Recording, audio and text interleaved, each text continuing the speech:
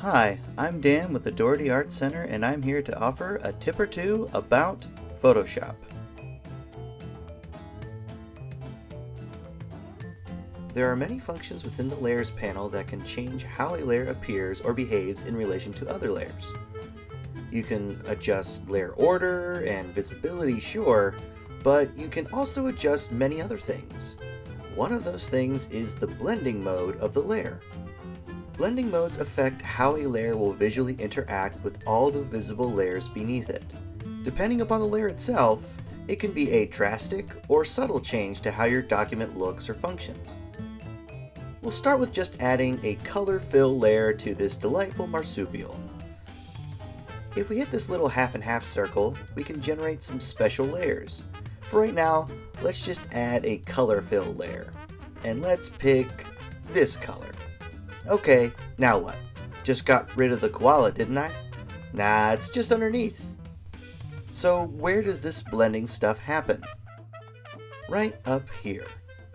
The default setting for every layer is normal, which means that it just appears as is and does not interact in any way with the layers below. Now let's change that. Let's switch to multiply. Ho ho, here we go. Multiply is an effect that adds the content of the layer to the ones below. Neat. Let's try another. Screen. Ooh, this one brightens. Another.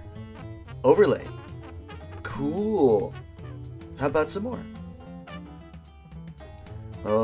See what I mean? There's a nice variety of different blending modes, and you can try them all. And with this handy dandy fill layer, I can see what a certain blend mode looks like with a different color. Blending modes can be applied to any kind of layer, even say a copy of the photo itself. And if an effect is too bold, you can always drop the opacity of the layer to make the changes more subtle. There are some nice fringe effects to some of the blending modes.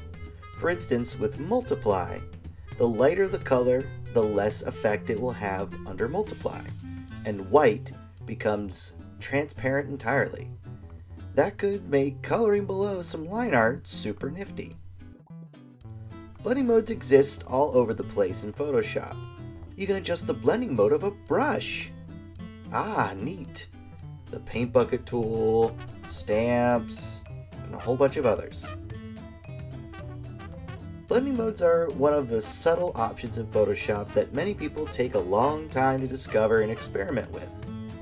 You're not one of them anymore, unless you are, in which case, have fun! Thank you for watching. You can find more from the Dougherty Art Center on this page.